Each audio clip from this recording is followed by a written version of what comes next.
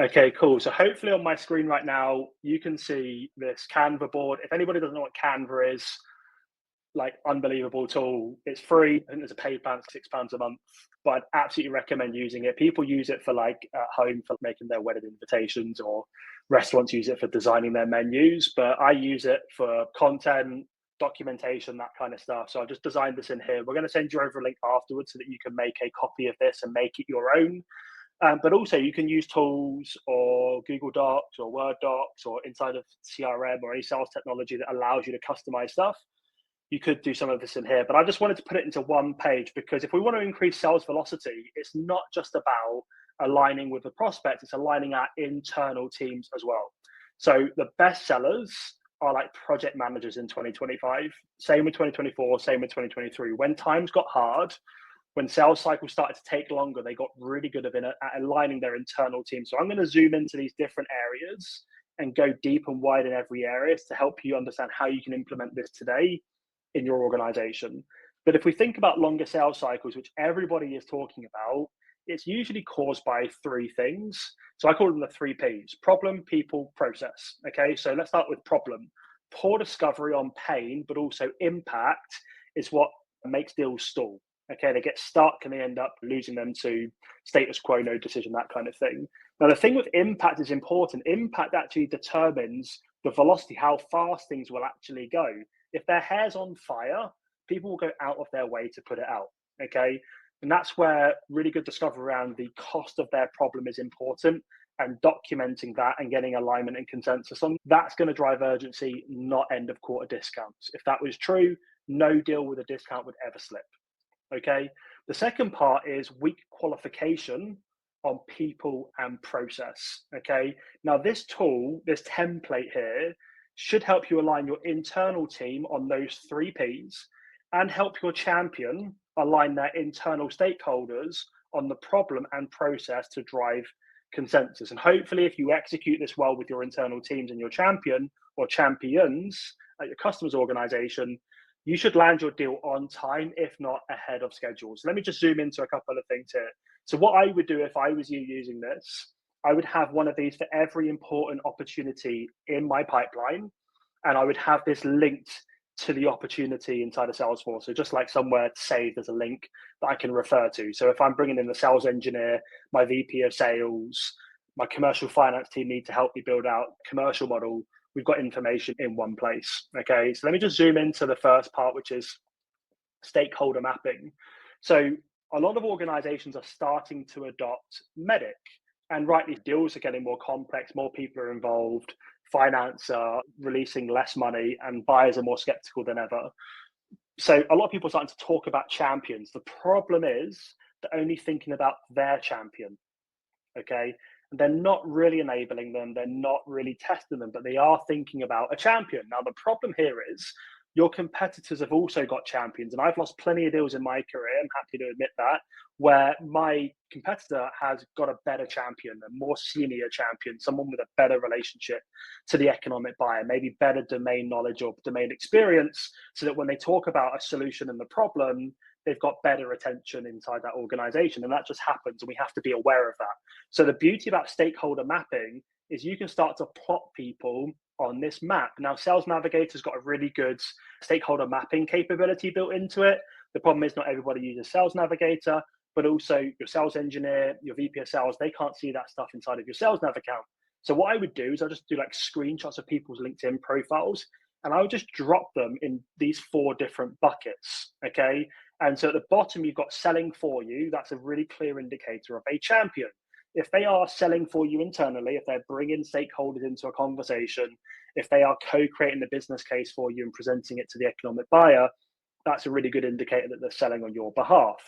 But they also need to have power and influence for that to work. So on the other side, we've got power and influence. So if I've got somebody that's going down the corridor, sticking their head into different offices and saying, hey, there's a workshop in a couple of days that I'd love for you to come. This is the problem we're looking to solve for, and it's relevant for your team. Will you join? I'd stick them either in a champion or a coach bucket. If they've got good power and influence in the organization and I can test that, I can qualify those things, then I'm probably going to stick them in the champion bucket. Okay. And I'm going to work on building and enabling those people to go and drive consensus. On the other hand, if I can start to see people are joining that workshop, that demo, that meeting, and they seem to be against the idea, or they seem to be in favor of a different organization, a competing solution, then I'm going to plot them on the left-hand side, because they could be champions, they could be coaches, but they're not selling for me. They're probably selling for somebody else or selling for their own other initiative in the organization. So stakeholder mapping is so important. Gartner found like 8, 12, 15 people are involved in buying groups these days. Finance and operations are typically involved as well in those processes. I was speaking to an enterprise seller the other day who had 30, 35 people in a deal. So a lot of people are getting involved, not for the whole duration, but we need to understand who those people are and can they prevent this deal from happening? And if so, what can I do to win them over? Okay, and I need a strategy to do that. So that's going to help me align on those things. Now, the next thing I want to talk to you about is the 5 whys. Some of you have probably heard of the 3 whys, but not the 5 whys. So the reason I added the bottom 2 into this box is they're so important. So for anyone who doesn't know, why change is that problem narrative. What are we doing today that's no longer fit for purpose? It's clunky, it's inefficient, it's not effective, it's slowing us down. What is that problem? Why should we change? The why now is the impact of that problem. Those are going to be things like core business metrics that are suffering. We're not hitting our revenue goals. We've got high employee turnover. We are not hitting our projects on time, whatever it might be. Okay, that's our why now piece. And then the third why, which was the 3 whys, is why us? Why should they buy from us? And hopefully that's being communicated back to you from the prospect in their language. And that framework is still sound today. The problem is it misses out 2 other competitors. And it's why them? So why would they buy from a competitor over us? What have they told us that they like about a competitive solution that we can't offer that creates risk for us in our opportunity? And then why nothing? Why would they opt for the status quo? Now, that bucket would probably have something to do with the why now piece. When you're actually listening back to your discovery calls, if you're using Gong or Chorus or some kind of Gemini, some kind of conversation intelligence tool, you want to be listening out for non-committal language like good enough or gets the job done, or we should probably look at this at some point. That tells me that their problem isn't having a massive impact on the business that warrant them doing something now. And that's why you could end up that deal being lost to status quo. So can you articulate those 5 whys for your open opportunities? If you can, you're probably in a really good place. If you can't, you've probably skipped discovery. All right, cool. Let's jump into Medic. So, a couple of you on this call here are my customers that I deliver Medic training for. Some of you may be using Medic. Some of you might not have heard of it before. So really high level overview.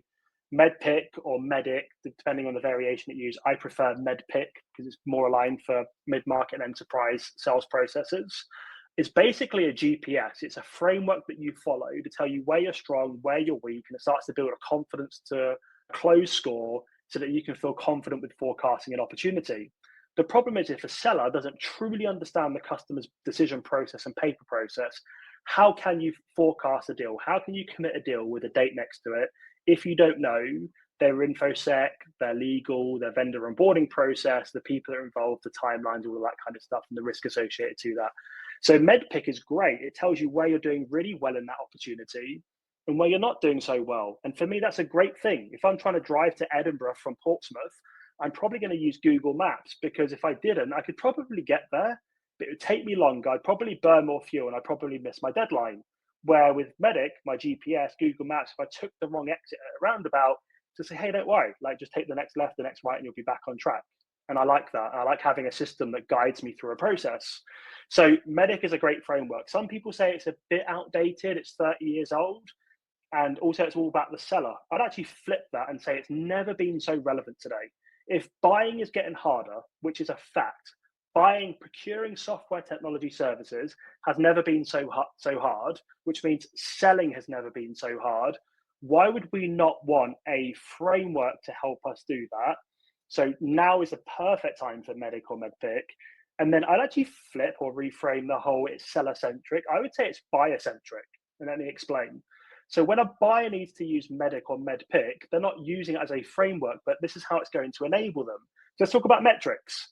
If we need to build cost justification, if we need to create budget, which most of you need to do because we're not aligning with budget in most cases, we are creating it. Okay, there's very few organizations these days that have their name on a budget sheet at the beginning of a fiscal period. If we need to create budget, we're going to need to be able to defend and justify our business case. So if finance say, hey, if I give you £1,000,000, what are you going to give me back? They're going to say this business metric that is critical to these objectives is going to be improved by Y, and here's the proof. Okay, so metrics is all about the buyer. How do they justify internally how they're going to realize value when they procure my technology, my software, whatever it might be? They need to understand the economic buyer, just like we do, so that we can write a good business case. They need to understand the economic buyer because they need to align their internal business case with the objectives that economic buyer cares about. Yeah, the economic buyer doesn't want to go into a board meeting and yet again say that the company is going to hit its revenue goals. So the champion needs to align messaging that's going to align back with the economic buyer. Why is decision criteria so important? Well, for us, we want to align our technology or solution or services to what the customer needs to satisfy. But these are going to be the criteria that your champion needs to turn around internally and say, hey, I've done my due diligence. We've looked at these vendors. These were the criteria that we were looking to satisfy. And this vendor here ticks all the boxes. We're really comfortable and feel comfortable and safe that this is the right thing for us to do. Decision process. Us as sellers, we need to understand what are the moving steps that they need to follow. Demos, workshops, proof of concepts, free trials, speak to customers, whatever it might be. What are those steps that they need to work through before they feel really comfortable to go to the economic buyer and say, here's our business case, will you approve it and will you create some budget for it? Okay. As a champion, as a buyer, that's important because I need to understand what are the moving pieces that I need to follow to get this deal across the line because they want you to be successful. That's a clear definition of a champion. The paper process, we need to understand it so we can say to our boss, hey, you can commit this deal to the board. We've done all of this work. This is we even know whose DocuSign we're going to be using. This is the person signing it, and we're going to likely be signing around this time. It's going to be the 18th of May. It could be a couple of days early. It could be a couple of days later, but it's going to be within this window. Perfect. Now, your buyer needs to know the paper process because they might have never procured software before, or they might have done, but they've just got themselves a new job at this company and they've never been through the process before. So they need us as sellers to influence it and to educate them on what to do so that they can go and get a successful outcome. Let's talk about implicating the pain. How is this only seller-centric and seller-specific? It's all about the customer's challenges. Your customers have got hundreds of problems in their business. They're only going to prioritize the ones that are having an impact, that are putting them at risk of losing their job. They might be losing money. They might be creating risk in their business of being hacked, for example. So they need to understand those things and calculate the cost of their problem to understand if they should do something about it now or they should wait. And then the final two ones are really important. The most important one of this whole framework and everything we're talking about today around speeding up sales velocity is champions. If you've got a really good champion, they're worth one good champion's worth 5, 10, 15 other people that are involved because they've got power and influence, they're selling for you internally, and they have a vested interest in your success. This is somebody that might want to finish work at 5 o'clock and play with their kids or go to the gym. They don't want to be spending their evenings doing spreadsheets or admin or whatever, right? So these are the people that desperately want you to be successful as a seller because they want to get some kind of reputation gain, acknowledgement, bonus, promotion, whatever it might be. And you'll be able to see in your pipeline very clearly based on velocity, momentum, and people and process, do you have a genuine champion and do you not? It'd be really clear to see that if you went and looked at Salesforce, HubSpot, Pipedrive, whatever CRM we've got, okay? And then finally, competition. This is important for the seller because you need to understand who you're up against from a direct competitor perspective. If I'm Salesforce, I need to know if HubSpot are involved. But there's also other competitors like Status Quo, do it yourself, DIY. When I was selling HR tech, sometimes they would try and use Microsoft, Word, Excel, workflows to do the process instead of buying software of us. So that is a competitor of ours. It's them trying to do it themselves without investing in technology. And then another competitor, which is a really big one, which we never ever think about, is other projects. If I'm selling HR software or if I'm selling sales training to an organization, another department might be trying to roll out SAP as a HR solution, or maybe they're trying to roll out, or maybe trying to launch a new office in Germany. That all of this, all these initiatives, it all comes from the same pot of money. And once it's gone. So I've got to build a really good business case that articulates the cost of their problem, the metrics that are suffering, why the hell they should do this deal. And then I need to enable my champion to drive consensus, and that's going to help me with sales velocity. So Medic and MedPit can be a really great framework to help you speed things up. It's going to show you where the bottlenecks are, where the risk is. You can get ahead of the curve rather than waiting 2 weeks to the end of the quarter and there's not enough time to do something about it. So get ahead of it, tackle that risk head on. Let's have those hard conversations. The next part of the talk is about mutual action plan. I'd actually rather call this go live plan, but so many sellers are used to mutual action plans. The only reason I don't like a mutual action plan is it stops at closed one. For the customer, that's when it really starts. So I like the go live plans. It shows we're committed to getting them live, operationalizing them as a customer, and starting to deliver value to their business. So what you need to do is be able to document and articulate. If we think about decision process in Medic and paper process, what are those steps that we need to follow? What is the dotted line? So if you was to go on holiday and you need to hand this over to someone, they can clearly see the customer's moving parts from going from where they are today at discovery all the way through to onboarding and being turned on as a live customer. What actions are required? Who are the owners and people that are accountable for that part? That could be their infosec, their legal counsel, your sales engineer, whatever it might be. And then what's the due date? When we can start to see that we're falling behind, that's when we need to do something about it and get ahead of that there. Okay, so having a really good documented mutual action plan can be really valuable. And then finally, one of the hardest lessons that I learned a long time ago as a seller is having a really well documented call plan. So if I'm going into a discovery call, a demo, a workshop, a POC, whatever it might be, a negotiation, any customer conversation, I need to have a plan. Now, if we're talking about velocity, I want to bring all of my internal colleagues, that might be my sales engineer, my head of sales, my customer success manager, it's a really big deal.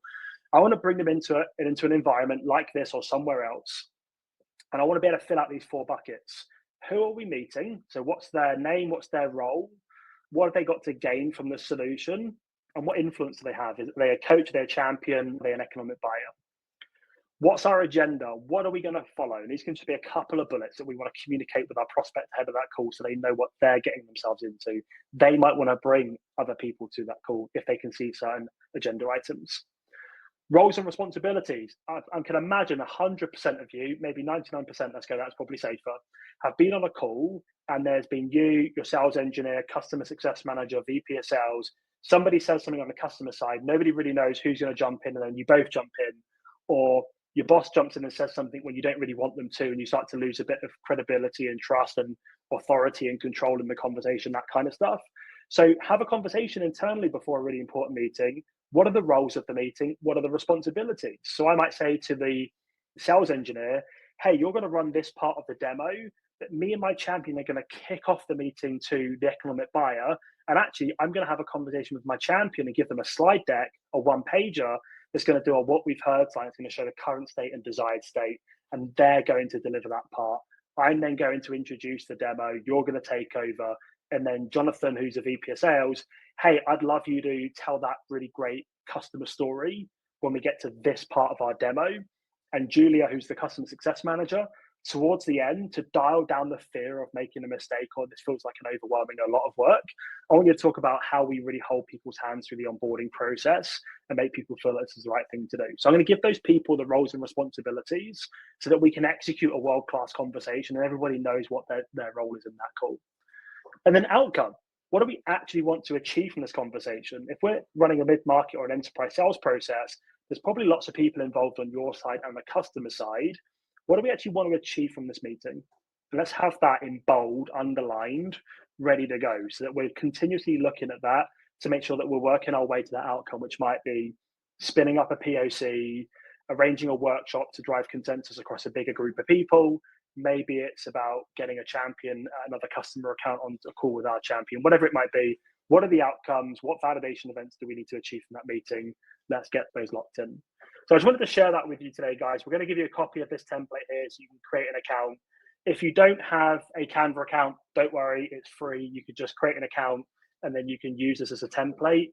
And then I'll just clone it for every opportunity and just have this in one place. You might want to use something else, and that's absolutely fine. I think Matt's going to work on converting these into their own little PDFs as well that we can share with you. So just send Matt a note if you want to do that. But hopefully this was a useful session, guys. I'm going to jump back to the deck here and just finish up with a bit of Q&A. Remember, if you haven't already, jump into the newsletter. We're also going to be communicating our podcast through the newsletter when we launch that in a couple of weeks. So keep an eye on that. But yeah, for now, just let us know in the chat here any questions you've got. Was this a helpful session?